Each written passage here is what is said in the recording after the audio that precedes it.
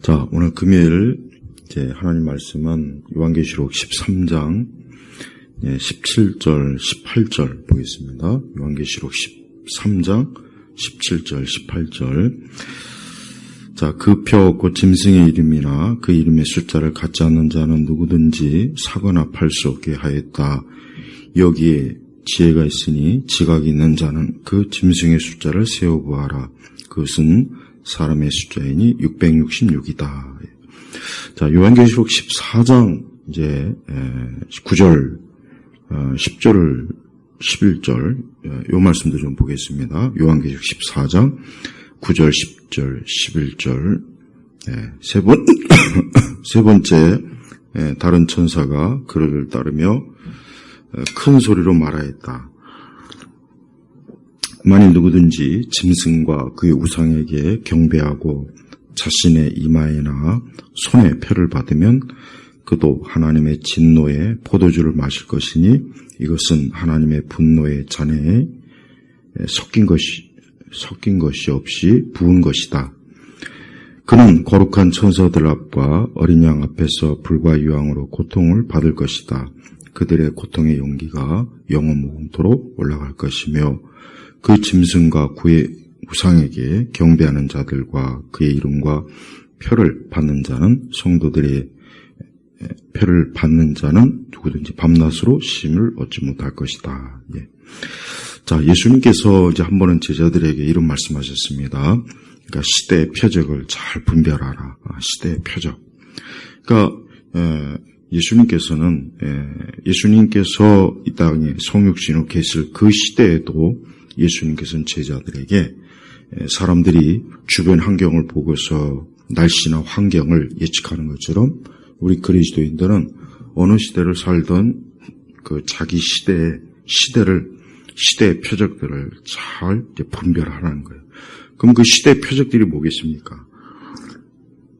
그 시대의 표적들이라고 하는 것은 우리 그리스도인의 신앙과 믿음을 해롭게 하고 또 어렵게 만들고 또 혼란하게 만들고 미혹되게 하는 것들, 이런 것들을 잘 분별하라는 거죠.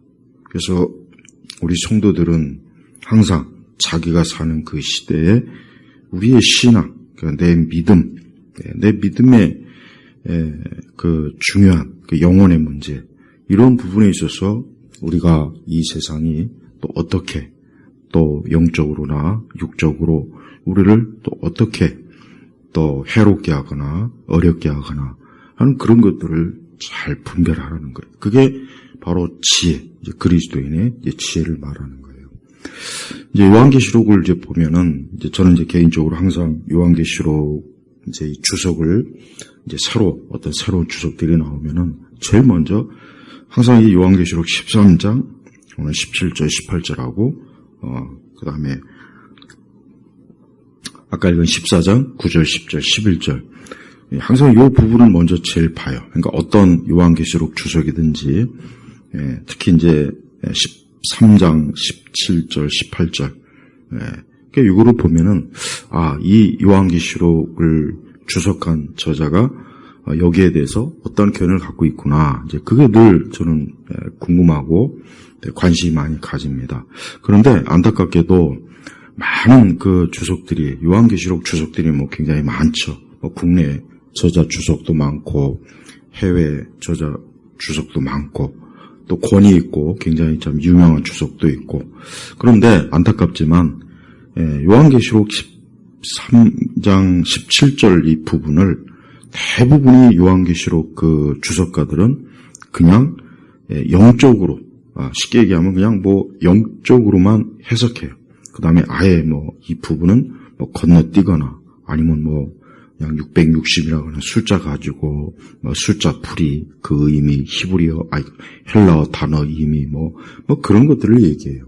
그러니까 실제적으로 요한계시록을 주석하는 많은 주석가들, 거의 대부분의 주석가들은 이 요한계시록 13장 17절 요 부분을 정확하게 명확하게 잘 그 해석을 주석을 달지 못합니다. 그 왜 그렇겠습니까? 여러 이유가 있겠어요. 그러니까 너무 그리스도인들은 그러니까 이제 성경을 볼 때 그러니까 너무 영적으로만 이제 성경을 항상 뭐 보고 영적으로 의미를 좀 찾고 적용하고 그러다 보니까 막상 이 짐승의 숫자, 이 표 이것도 역시 그런 식으로 자꾸 해석하려고 하는 거예요. 근데 그건 오류예요. 왜냐하면 성경은 문자적으로 봐야 될 것도 있고 영적으로 봐야 될 게 있단 말이에요. 그래서 문자적으로 봐야 될 걸 영적으로 보면 잘못돼요. 또 영적으로 봐야 될 걸 또 문자적으로 봐도 역시 그것도 문제가 되는 거예요. 그러니까 이 대표적으로 이 짐승의 숫자는 이거는 무조건 문자적으로 봐야 돼요. 이걸 무조건 문자적으로 봐야지 뭐 666 그 뭐 낱말풀이나 하고 숫자풀이나 하고 그러고 은근슬쩍 넘어가면은 정말 하나님의 계신 말씀 어느 한 구절도 우리에게 필요 없는 말씀은 없단 말이에요. 더군다나 지금 이 말씀은 굉장히 중요한 거예요. 왜 중요하냐? 자, 보십시오. 자, 요한계시록 14장 아까 읽은 우리가 이제 그 19절에 보면은 만일 누구든지 짐승과 그 우상에게 경배하고 자신의 이마에 손에 표를 받으면 그러면서 10절에 뭐라고 했습니까? 그는 거룩한 천사들 앞과 어린 양 앞에서 불과 유황으로 고통을 받을 것이다. 그리고 11절에도 그 고통의 연기가 영원무토록 올라갈 것이며 그 짐승과 그의 우상에게 경배하는 자들과 그의 이름에 표를 받은 자는 누구든지 밤낮으로 쉼을 얻지 못할 것이다. 그러니까 굉장히 중요한 거예요. 그러니까 이렇게 영원한 고통과 형벌과 저주를 받는 이 문제를 그냥 뭐 영적으로 두루뭉실하게 건너뛰거나 아예 그냥 이 부분은 주석에서 싹 제거한 그러니까 이런 것들은 우리 그리스도인들의 신앙과 믿음에 굉장히 치명적으로 좀 도움이 안 되고 해가 된단 말이에요. 그리고 또 주로 이제 뭐 정통 이제 보수 복음주의나 이 개혁주의들은 이 부분을 거의 대부분 다 그냥 영적으로 해석해. 아니면 아예 정말 그들도 다루지 않거나. 그러니까 그들은 성경의 해석을 전반적으로 참 굉장히 참 건전하고 또 보수적이고 또 잘 하긴 합니다. 그러나 요한계시록 부분만 들어가면은 특히 이 부분은 거의 뭐 바보가 아닌가 싶을 정도로 여러분 보세요. 요한계시록 14장 17절에 보면은 이 짐승의 이 표가 하는 게 뭐냐면 누구든지 사거나 팔 수 없게 하였다. 자, 누구든지 사거나 팔 수 없게 하였다. 그러니까 이 명확하게 말씀에 나와 있잖아요. 사거나 팔 수 없다. 즉 물건을 매매할 수 없다. 우리가 예를 들면 우리가 뭘 사기 위해서 뭐 상점에 가거나 뭐 인터넷 쇼핑을 하거나 자 그런단 말이에요.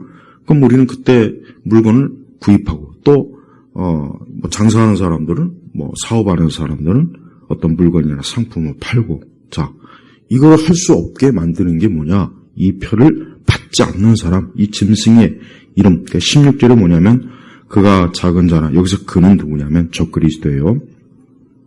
그가 작은 자나 큰 자나 부유한 자나 가난한 자나 자유자나 종이나 모두에게 그들의 오른손이나 그들의 이마에 표를 받게 하고 그들의 오른손 정확하게만 헬라어는 오른손등 위 손등이란 말이에요. 그러니까 이 표가 없으면 물건을 사고 팔 수 없는 거예요. 이 표가 없으면 우리는 음식점에 가서 음식도 못 사고 마트에 가서 물건도 구입 못하고 인터넷 쇼핑도 못하고 또 판매도 못해요. 자, 이거를 어떻게 영적으로 해석합니까? 이걸 영적으로 해석하는 게 아니잖아요. 우리가 밥을 먹고 물을 먹고 뭐 커피를 마시고 이게 뭐 영적인 겁니까? 육적인 거예요. 근데 왜 많은 그 계시록 주석가들은 이 부분에 있어서 거의 의미를 파악하지 않아요. 그냥 대충 아니면 아예 다루지 않거나 그러다 보니까 많은 이제 주류 교회들은 이 부분에 있어서도 그냥 명확하게 알지 못하고 그냥 희미하게 아니면 아예 관심도 없고 근데 이게 관심이 없을 수가 없는 게 왜냐 어느 시점에 가면은 이게 시행이 되고 이 일로 인해서 정말 많은 사람들이 이 짐승의 이 표를 받고 그 짐승의 경배함으로 말미암아 결국은 뭐예요? 하나님을 대적하고 적그리스도의 그 무리에 다 들어가는 거예요. 그리고 어쨌든 누구든지 또 16절에 큰 자나 부유한 자나 가난한 자나 자유자나 그러니까 모든 사람 전 인류가 이 표를 받아야 돼요. 근데 이걸 받지 않으면 그는 어때요? 물건을 사거나 팔 수가 없게 하는 거예요. 자, 보십시오. 그러니까 이런 문제에 대해서 우리 그리스도인들이 이제 시대의 표적, 그러니까 우리는 이런 말씀이 물론 계시록이 쓰여질 당시와 지금하고는 또 굉장히 많은 시간적 차이가 있고 또 환경이나 주변 여건 이런 차이가 있어요. 그러니까 이 성경의 말씀은 그 당대에 다 이해하지 못하고 해석이 될 수도 있지만 시간이 가면 갈수록 이 말씀이 어떻게 이루어지고 어떻게 해석되어진다는 것을 우리 성도들이 알 수가 있단 말이에요. 그래서 아까 예수님 말씀처럼 항상 우리 그리스도인들은 시대의 표적, 정말 시대의 표적을 잘 알아야지 그냥 기독교라고 하는 것이 그냥 내 행복, 내가 위로받고 힘을 얻고 그런 용도로만 기독교를 만약에 신앙을 만약에 가진다면 상당히 교회 우리 성경에 있는 많은 중요한 우리 그리스도인들에게 경고하고 또 우리 그리스도인들에게 예언된 것 이런 것들을 다 놓쳐버리겠답니다. 그리고 그로 인해서 자칫 우리가 우리의 믿음을 배도와 폐교로 나갈 수 있는 큰 위험이 있는 거예요. 그래서 우리 교회는 또 우리 그리스도인들은 하나님의 말씀을 무리하게 잘못 해석하고 잘못 적용하는 것도 항상 조심해야 되겠지만 그냥 아예 관심도 없고 또 모른 척하고 또 혹시나 또 좀 이상하게 비칠까 해서 아예 그냥 취급도 안 하면은 그것은 우리가 성경을 대하는 올바른 태도가 아닙니다. 물론 맨날 입만 열면 이제 종말론이나 이상한 음모론 얘기하는 사람들이 또 문제가 많이 있습니다. 그러나 그들 중에는 또 한편으로 어떤 부분에 있어서는 또 굉장히 통찰력 있게 잘 아는 사람도 있고 또 우리는 일반 세상이 이 지혜와 지식을 갖고 있다는 걸 알아야 돼요. 여러분 세상 사람들이 무식하거나 지혜가 없거나 그게 아닙니다. 굉장히 똑똑하고 또 아주 참 여러 부분에 있어서 뛰어난 지식을 갖고 있고 그로 인해서 이 세상의 많은 기술의 발전, 문명의 발전이 지금 계속 이루어지는 거예요. 자, 이제 오늘 제가 좀 그래서 이 말씀을 근거로 이제 법비는 이제 전자화폐라는 거 이제 아마 많이 들어왔을 거예요. 요즘 몇 년 전부터 이 버스나 이런 데 보면은 현금 없는 버스 막 이러죠. 점차적으로 이 화폐, 현금이 이제 점점 사라지는 그러한 이제 세상이 지금 구축이 되고 있는데 이제 그게 대표적으로 CBDC 이제 바로 이겁니다. 그냥 전자화폐라고 하면 이해하면 돼요. 근데 지금 이 부분에 대해서 많은 책들이 지금 나와 있고 전문 책들이 나와 있고 또 각국의 중앙은행들은 지금 이 전자화폐를 도입을 위해서 지금 여러 가지 기술적인 거, 법적인 거, 다양한 것들을 지금 계속 손보고 있습니다. 그리고 이것은 전 지구적으로 지구상의 수십 개 국가들이 다 여기에 지금 동참하고 있어요. 사실 미국에서는 이제 트럼프가 집권할 때 그의 사위 제럴드 쿠슈너가 2019년 5월 28일 그때 이제 이 쿠슈너가 이 전자화폐에 대한 관심을 갖고 굉장히 그때부터 이제 본격적으로 여기에 이제 깊이 관여하면서 이제 이 부분을 다뤘습니다. 당시 이제 재무장관 문우신도 이제 2025년 그 당시에 2019년 그 당시에는 이게 별 필요 없지만 2025년도쯤 되면 이제 이게 도입이 될 것이다. 이제 그렇게 얘기했습니다. 또 이제 로버트 케네디는 이런 얘기를 했어요. 이 전자화폐 CBDC 이것이 도입되는 것은 이것은 정부가 모든 국민이나 모든 사람을 완벽하게 통제하기 위한 그런 아주 굉장히 참 위험하고 아주 굉장히 중요한 문제다 해서 여기에 대해서 공개적으로 반대를 했습니다.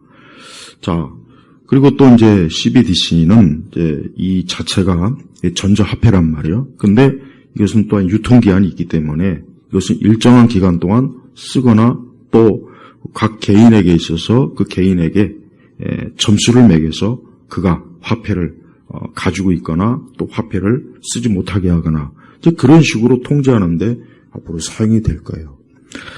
자, 이 부분에 있어서 우리가 알아야 될 것은 이제 앞으로 지금 세상이 이제 결국 어떻게 가고 있느냐, 세상이 지금 어떻게 가고 있느냐, 이 세상은 성경적으로 봐도 이 정치가 통합이 되고 경제가 통합이 되고 그다음에 종교도 통합이 되는 거예요.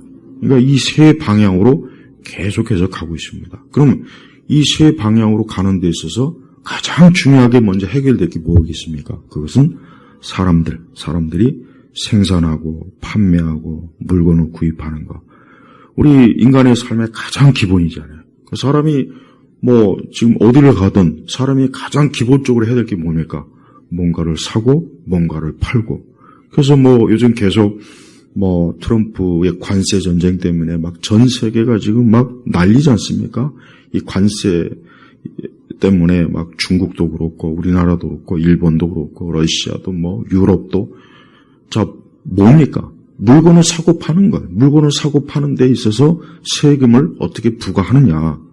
그 얘기입니다. 그러니까 사람은 결국은 그 바탕 위에서 모든 것이 다 형성이 되는 거예요. 어느 누구도 여기에서 죄될 사람이 없습니다.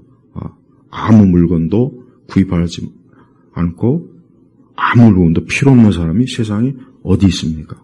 모든 사람은 다 각자 자기만의 물건이 필요하고 또 그 물건을 누군가는 생산하고 팔고 구매하고 이렇게 해서 세상이 돌아가는 거고 문명이 돌아가는 거예요. 근데 자 보세요. 이 적그리스도는 그것을 통제하는 거예요. 그것을 통제해서 이제 어때요? 이제 그때가 언제인지는 모르겠습니다. 그러나 한 가지 분명한 것은 이러한 이 디지털 화폐가 전 세계적으로 전 지구 영역 전체 거의 모든 대부분의 국가에서 지금 각 중앙은행에서 이와 같은 것들을 시행하려고 지금 다 준비하고 있고 또 이런 부분을 기술적인 것도 이미 벌써 2015년에 다 이미 다 완성이 됐어요. 그래서 리차드 워너라고 하는 이 분야의 이제 전문가가 이런 얘기를 했습니다. 현재 각국의 정부들이 현재 실시하고 있지만 CBDC 보급 과정은 지금 어떻게 진행되고 있느냐? 이제 앞으로 이제 CBDC를 이제 앱으로 출판할 것이다. 그러니까 스마트폰의 앱으로 출판해가지고 이런 것들을 이제 사람들이 스마트폰에 받아서 이제 사용할 수 있도록 시범적으로 이제 그렇게 확장하는 거예요. 그러나 사람들은 선뜻 이런 거에 대해서 받아들이거나 또 좀 꺼리거나 왜 그렇습니까? 아무리 그래도 현찰이 없다, 현금이 없다 하면은 좀 누구나 좀 찜찜해 하잖아요. 그러니까 어떻게 합니까? 이제 이 앱을 받는 사람에게 기본적으로 뭐 250만 원, 뭐 150만 원, 아니면 100만 원, 200만 원. 그러니까 이런 형태의 어때요? 개인에게 지급을 하는 거예요. 그러니까 이런 이 전자화폐 앱을 받으면 국가에서 어때요?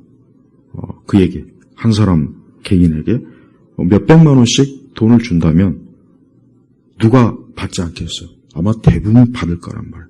그래서 여러분 요즘 기본소득이다 이런 거 많죠. 그러니까 앞으로 AI가 시대가 되면 각 사람들에게 기본소득을 주어서 그런 얘기가 지금 많이 나오고 있지 않습니까? 근데 이 전자화폐가 결국은 이 CBDC가 결국은 앱으로 형성이 되고 그리고 더 시간이 지나면 어떻게 되느냐? 그것은 아까 우리 성경에 나와 있는 것처럼 정말 피부 아래 이식을 시켜서 그 칩을 이용해서 이제 사람들이 모든 물건을 매매할 수 있도록 앞으로 그렇게 할 것이다.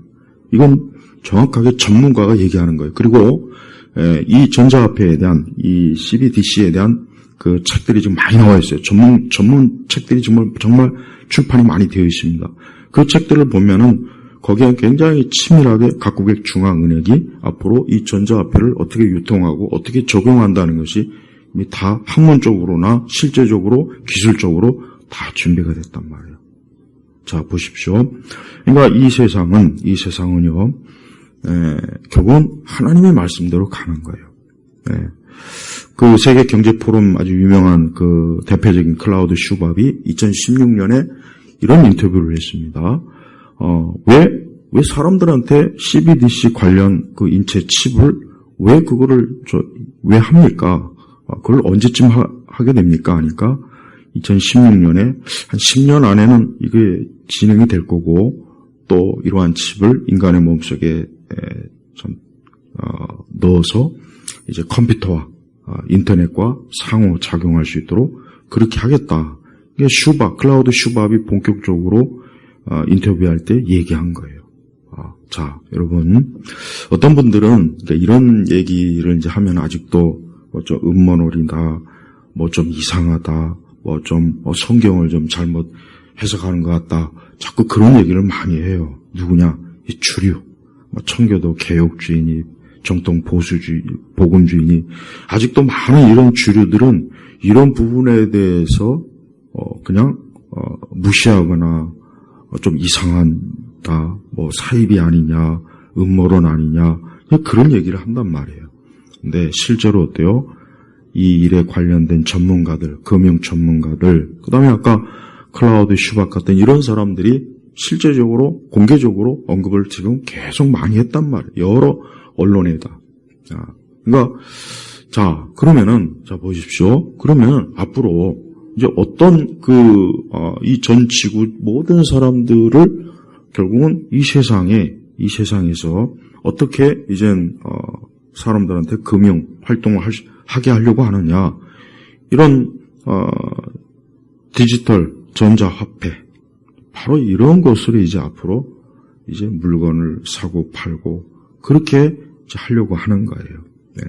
그러니까 중국 같은 경우는 가장 여기에 많이 앞서 있죠. 중국 같은 경우는 제가 10년 전에, 그보다 더 10몇 년 전에 갔을 때 이미 벌써 모든 걸 다 앱으로 다 하더라고요.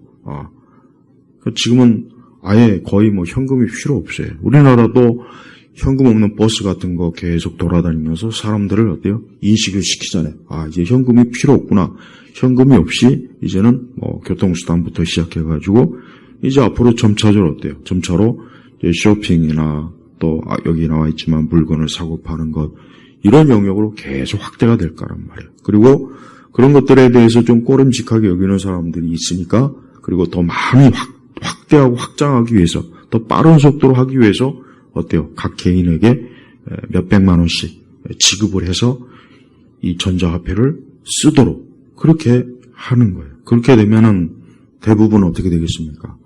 안 받아들 사람이 없죠. 아니 자기 국가에서 자기 한 사람에게 200만 원, 250만 원씩 준다고 하는데 누가 안 받겠어요? 한번 생각해 보시죠. 다 받아요. 다 받는다. 결국 그거를 가지고 자기가 물건을 사고 팔고 하면은 굉장히 편하구나. 이 현금이 필요 없으니까 도둑 맞을 일도 없고 카드를 가지고 다니면서 카드를 잃어버리고 다시 재발행하고 이런 것도 이제 이런 귀찮은 일도 없고 도둑 맞을 일도 있고 없고 봐요. 그 사람들은 아마도 그 주어지는 참 돈과 또 편리성 또 안전하다. 그러니까 이런 그런 어떤 금융 어떤 그런 어떤 홍보 여기에 아마 사람들이 다 아마 받아들일 겁니다. 자, 그런데 우리는 그게 이제 결국은 어디까지 확장이 될 거냐 바로 이거예요. 저는 오늘 말씀이 보세요. 요한계시록 13장 우리 17절에 16절에 보면은 결국은 모두에게 그러니까 모두 부자이든 가난한 자이든 어린아이든 누구를 막론하고 그들의 오른손이나 그들의 이마에 표를 받게 하고 아까 그랬죠. 이미 2015년도에 인간의 피부에 이미 다 이식할 수 있는 칩 그런 기술은 이미 다 완성이 돼서 이제 그걸 그냥 그대로 도입하기만 하면 되는 그런 거예요. 그러니까 그걸 가지고 물건을 사거나 팔거나 하는 그거를 이제 앞으로 하게 하는데, 자 보세요. 그걸 단순히 그냥 상업활동, 경제활동, 매매활동 이런 영역으로 한정한다면 뭐 사실 큰 문제가 있겠습니까? 근데 문제는 뭐가 문제냐면 이제 9절, 요한복음 14장 이제 9절에 보면은 이게 지금 문제입니다. 만일 누구든지 그 짐승과 그의 우상에 경배하고 자신의 이마에나 손에 표를 받으면 그도 하나님의 진노의 포도주를 마실 것이니 이것은 하나님의 분노의 잔에 섞인 것이 없이 부은 것이다. 부은 것이다. 그는 거룩한 천사들 앞과 어린 양 앞에서 불과 유황으로 고통을 받을 것이다.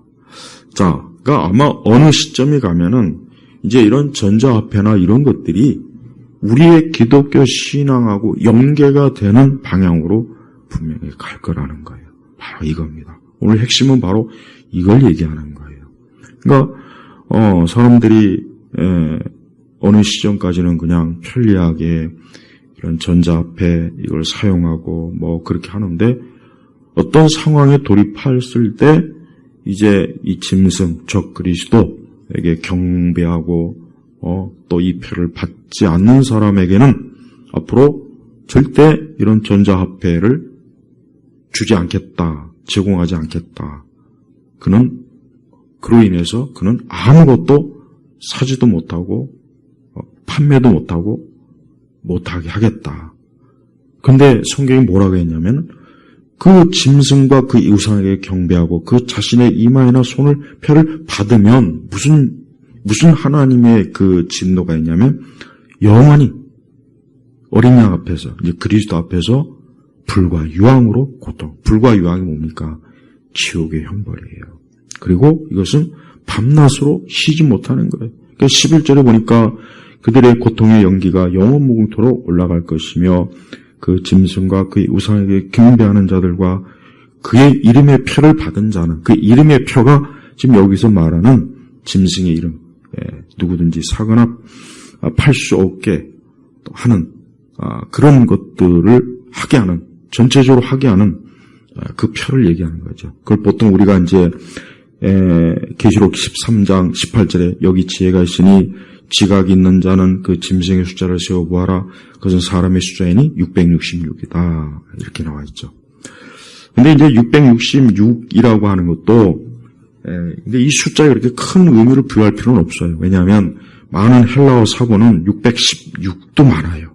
666만 있는 것이 아니라 사실 616도 많습니다. 헬라어 사본에. 그래서 헬라어 학자들은 정확하게 이게 666인지 616인지 사실 잘 모릅니다. 뭐 어느 게 더 정말 성경 원본에 있는 건지 모르는 거예요. 그러니까 자꾸 666 갖고 뭐 그 숫자 갖고 뭐 이상한 풀이하고 누가 666이다 이런 거는 별 의미가 없어요.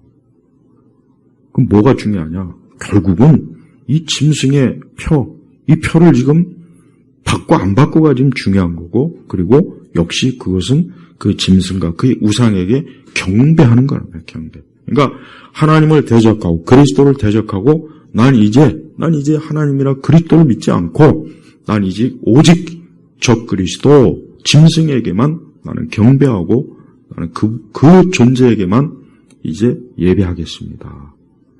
이게 지금 앞으로 이 세상 마지막 때에 있을 말로 다 할 수 없는 엄청난 참 큰 환란이고 이 재앙입니다. 근데 여기에서 결국은 타깃이 누구이겠습니까? 여기에 타깃이 누구입니까? 천주교인일까요? 뭐 불교도일까요? 이슬람교도일까요? 아니에요. 기독교인들이에요. 자, 초기에 우리가 교회 역사를 보면은 많은 기독교인들이 초기에 왜 엄청나게 좀 죽임을 당했습니까? 로마 황제를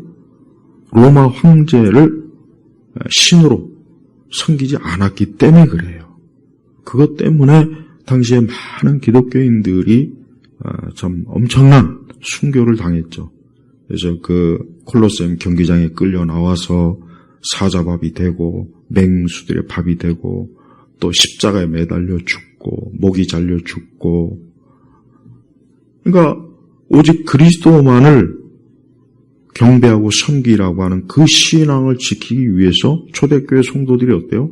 엄청난 숫자가 죽었어요. 엄청난 숫자가 정말. 자, 근데 이게 마지막 때 또 이런 현상이 나타나는 거예요. 마지막 때 또 어때요? 이 적그리스도가 자신에게 경배하지 않고 이 표를 받지 않는 자들에게는 물건을 사고 팔 수 없게 만드는 거예요. 가장 인간에게 있어서 가장 근본적인 고통을 주는 거예요. 우리가 지금 만약에 오늘 하루 이번 한 달 동안 우리가 내 개인이나 아니면 우리 가정에 어떤 물건도 사거나 팔지 만약에 못했다고 한번 생각해 보시죠. 그럼 어떻게 되겠습니까? 그러면은 굶어 죽는 거죠. 쌀을 못 사고 먹을 것을 못 사고 또 사업하는 사람이 자기 물건도 못 파고 구매도 못하고 팔지도 못하고 그러면 어떻게 해요? 가만히 있으면 결국은 먹을 것이 떨어지겠죠. 물이 떨어지겠죠. 몸이 아프면 어떻게 합니까? 치료도 못 받는 거예요. 지금 바로 그걸 얘기하는 겁니다. 저는 많은 우리 그리스도인들이 더 큰 거대한 지금의 이 세상이 이 종교나 경제나 그다음에 정치나 이런 것들이 계속 어때요? 통합 하나로 가고 있다는 것을 명확하게 알아야 돼요. 그래서 왜 우리 기독교에서 이 WCC가 왜 나쁜지 아십니까? 이 WCC는 그냥 이와 같은 일을 하는 일에 있어서 하부 기관, 그냥 밑바닥 기관이에요. 그래서 많은 우리 개신교, 또 천주교, 또 동방 종교회를 하나로 다 통합하자는 게 이 WCC고 WEA란 말이에요. 그리고 이제 또 다른 이슬람과 불교 다른 것과도 또 통합을 하게 될 거라고요. 자, 보세요. 그러니까 이 적그리스도는 이 짐승은요. 그러니까 온 세상을 자기가 지배하고 자기가 이 땅의 주인이고 하나님의 아들 예수 그리스도를 미워하고 싫어하고 온 세상 사람들이 오직 자기를 경배하기를 강제적으로 지금 하는 거예요. 강제적으로 한다는 거예요. 그래서 결국은 원리를 지금 얘기하는 겁니다. 원리를. 이런 전자화폐나 이런 것들이 결국은 같은 원리로 지금 이렇게 되고 있다면 결국은 같은 방식이란 말이에요. 그래서 국가에서 정부에서 사람들에게 이 전자화폐를 통해서 기본소득을 주어서 이걸 쓰게 만들고 그럼 사람들은 여기 익숙하게 만들어서 이제 누구나 다 어린아이부터 노인에 이르기까지 누구나 다 이제 전자화폐로 매매를 하게 만들어 버리는 거예요. 그리고 더 시간이 지나가면 이제 이것들이 온 세상에 보편적으로 다 퍼지게 되면 이제 그때쯤에 이제 적그리스도나 하나님을 대적하는 이 짐승, 이 악한 자가 나와가지고 이제 자기를 경배하지 않는 자에게는 이러한 전자화폐의 이거를 이거를 못하게 막아버리죠. 그러면 물건을 사고 팔지 못하게 하는 거예요. 자, 우리 성도 여러분, 요한계시록 14장 12절에 이런 말씀이 있어요. 요한계시록 14장 12절에 성도들의 인내가 여기 있으니 그들은 하나님의 계명들과 예수님께 대한 믿음을 지키는 자들이다. 자, 보십시오. 자꾸 어떤 일부 부류는 그리스도인은 환난을 당하지 않는다. 자꾸 그런 정말 말도 안 되는 얘기예요. 왜 환난을 안 당합니까? 그러면은 여기 요한계시록 14장 12절은 그럼 뭐예요? 환난을 안 당하면은 이런 일이 해당이 안 돼야 되는데 여기 뭐라 하겠습니까? 성도들의 인내가. 그러니까 이와 같은 것들이 시행이 되고 이런 것들이 막 이제 될 때 성도들이 어떻게 했냐 이거예요. 우리가 그때 가서 안 되겠다. 살기가 힘들다. 이러다 죽겠다. 그냥 우리 짐승에게 경배하고 우리 표를 받자. 그래야 살지. 그래야 굶지 않지. 그래야 병원에 가서 치료하지. 약을 사지. 그러니까 우리 말씀에도 성도들의 인내가 여기 있으니 인내라는 말이 뭐예요? 이런 환난과 고통과 극심한 이런 어려움을 믿음으로 잘 이겨내라는 게 여기서 말하는 인내예요. 인내. 예. 그 성경은 이미 벌써 다 하나님께서는 이미 다 이 모든 것들을 알고 계시기 때문에 이 세상의 모든 역사를 주관하시는 분이 뭘 모르겠습니까? 그러니까 오늘 우리에게 말씀하는 게 그거예요. 너희가 그러니까 너희가 만약에 그 당시의 짐승이 이제 앞으로 올 세상이죠. 그 짐승이 예수님을 배반하고 예수님을 배신하고 이제 예수님을 믿지 않겠다고 선언하고 그 짐승에게 경배하고 이 짐승의 표를 받으면 그때는 어떻게 되느냐? 그때는 바로 우리 자신이 어때요? 우리 자신이 하나님을 배교한 자로 우리가 낙인이 찍히는 거예요. 그래서 결국은 인내하라 이거지. 인내하라. 그러면서 그들은 하나님의 계명들과 하나님의 말씀, 성경 말씀, 그 다음에 예수님께 대한 믿음을 지키는 자들이다. 우리는 결국은 성도들은 어느 때 온 세상이 이제 정치가 통합되고 경제가 통합되고 종교가 통합돼요. 근데 그 일을 하는 것이 저 유엔이에요. 저 유엔은 맞습니다. 진짜 저거는 프리메이슨이 만든 게 맞아요. 그리고 그 일을 지금 계속 하고 있어요.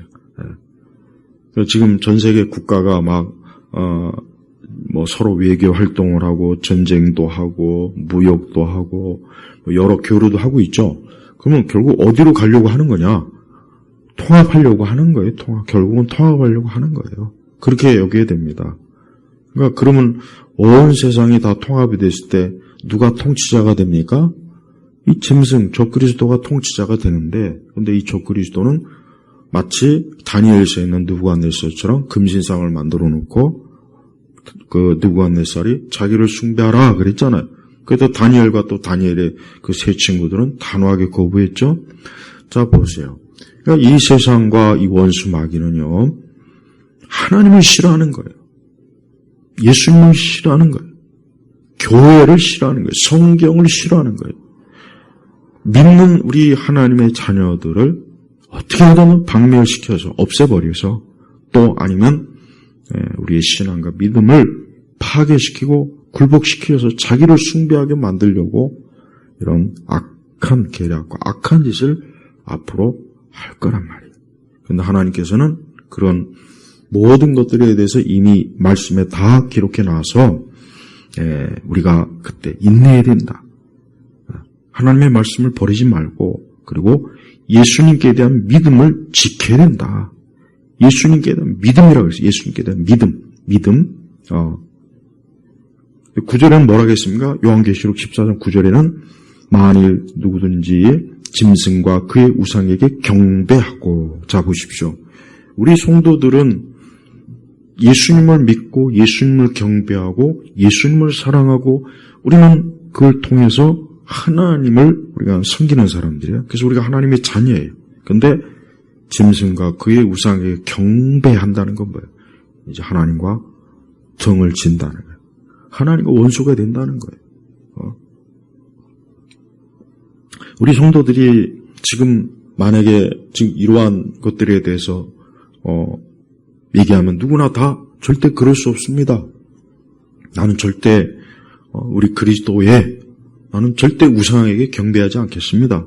나는 오직 하나님의 말씀과 우리 주 예수 그리스도만을 믿고 그분만을 섬기겠습니다. 우리는 다 누구나 다 그런 마음과 그런 생각과 그런 뜻이 있어요. 근데 정말 이와 같은 것들이 실행이 되면 과연 그 믿음이 과연 정말 지켜질 수 있겠는가? 또 정말 그때 알곡과 가라지가 그때 드러나지 않겠어요? 분명히 알곡과 가라지는 있어요. 교회 안에는 염소와 양이 있단 말이에요. 그리고 알곡과 가라지가 있어요. 분명히 있단 말이에요.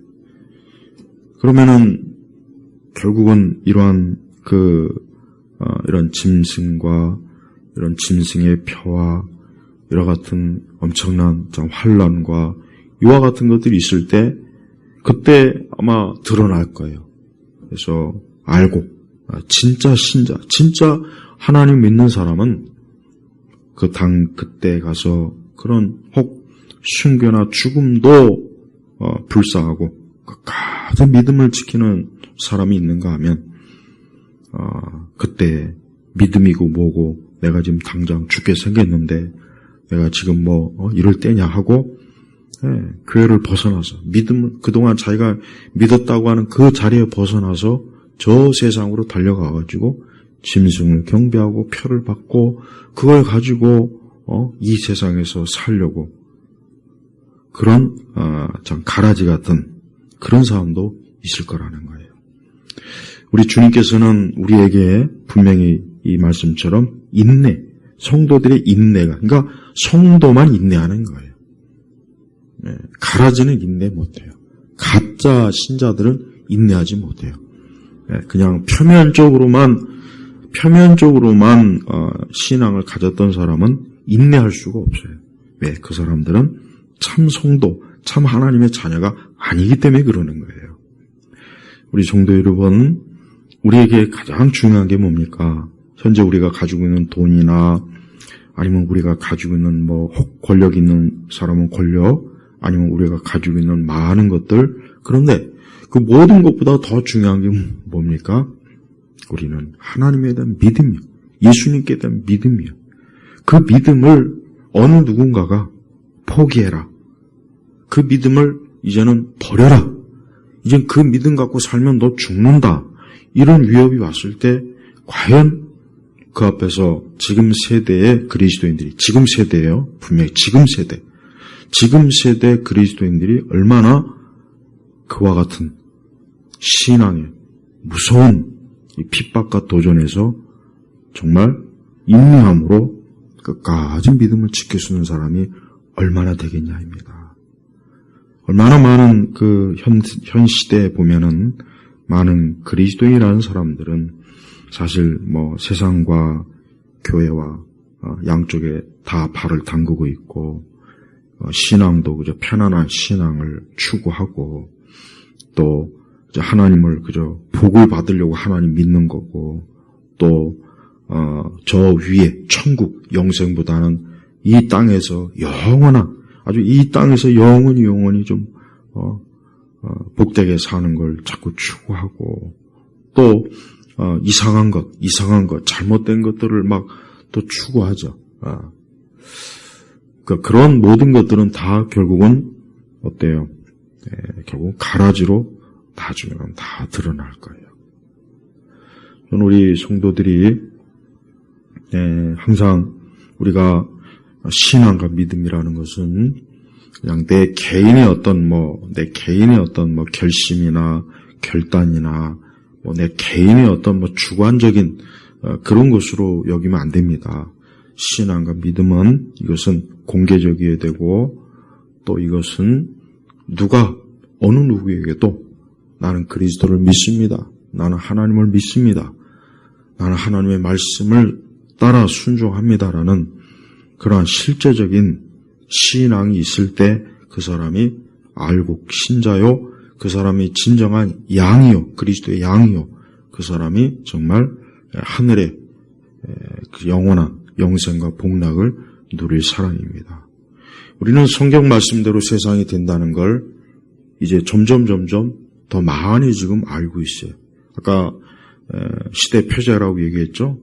저는 보면은 정말 점점 이전에는 아직 희미하고 뚜렷하지 못해서 잘 몰랐지만 지금은 이제 이런 전자패부터 시작해서 이 세상이 점점 더 뭔가 어떤 민족주의가 자꾸 사라지고 또 특별히 이 교회, 우리 기독교가 너무 많이 신앙을 참된 신앙을 버리고 포기하고 그런 것들을 하찮게 여기고 하나님께서 정말 싫어하는 그런 우상과 이교도들과 또 잘못된 신앙, 그러니까 다른 복음, 이런 만사형통이니, 삼박자, 구원이니, 오중 축복이니, 그런 은사주의부터 해가지고, 그러니까 기독교의 가장 중요한 그리스도의 복음과 우리의 구원과 영생과 영원한 천국의 이 소망은 사라지고, 그냥 기독교조차 현세적이고, 또 많은 또 기독교 지도자들조차도 이제는 그리스도에 대한 절대적인 믿음은 이제는 좀 지난 거다, 철지난 거다. 이제는 좀 모든 종교가 좀 서로 좀 하나 되자, 서로 모이자, 서로 함께하자.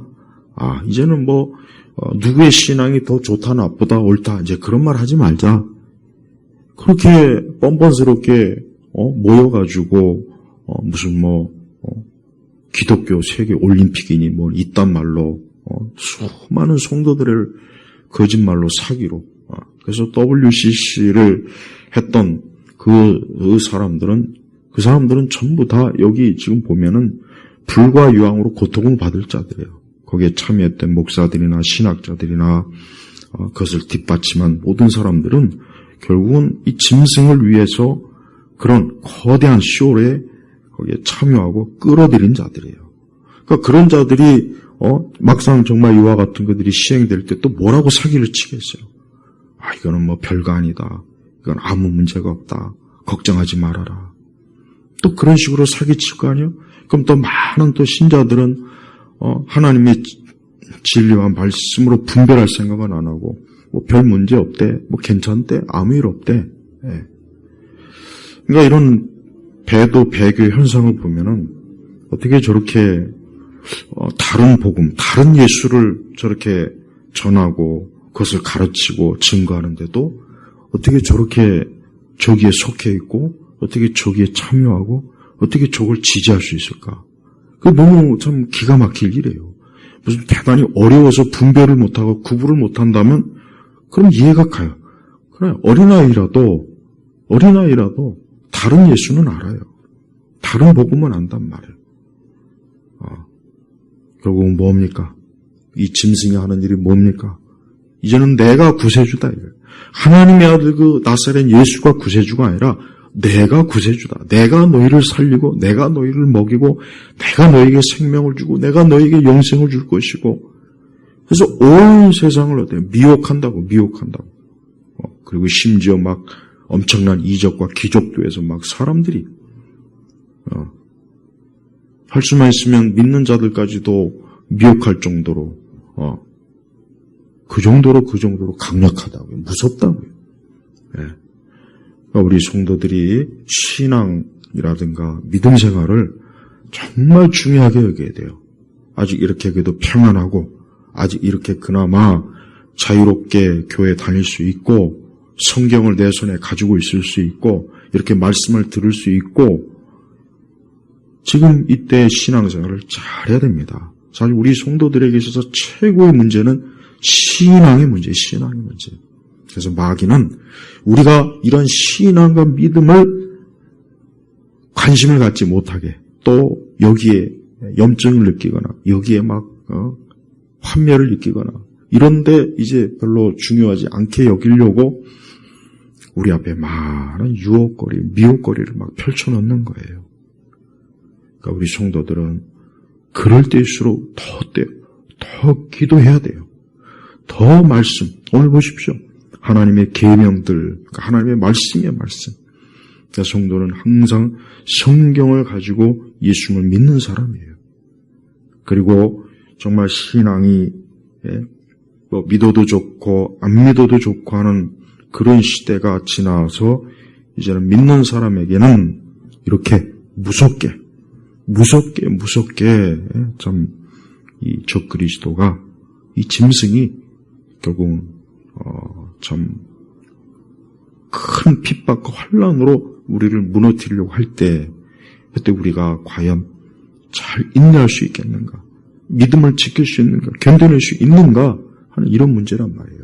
그러니까 그런 걸 생각하면 앞으로 이제 점차적으로 이렇게 다가오는 그래서 여러분, 오늘 이 전자패나 이런 짐승의 숫자, 이런 것들은 이건 농담이 아니에요. 이건 음모론이 아닙니다. 이건 사실이에요. 이건 실제예요. 이거는 지금 계속해서 지금 진행하고 있고 구축되고 있고 이제 앞으로 전 세계적으로 이것이 딱 이제 이 기반이 체제가 잡히게 되면 누구도 여기에서 사실 벗어날 수 없어요. 우리가 지금 그렇게 하고 있잖아요. 우리가 지금 각종 지금 현 체제에서 우리가 생활하고 있잖아요. 뭐 여기 뭐 조선시대처럼 살고 있는 사람이 있습니까?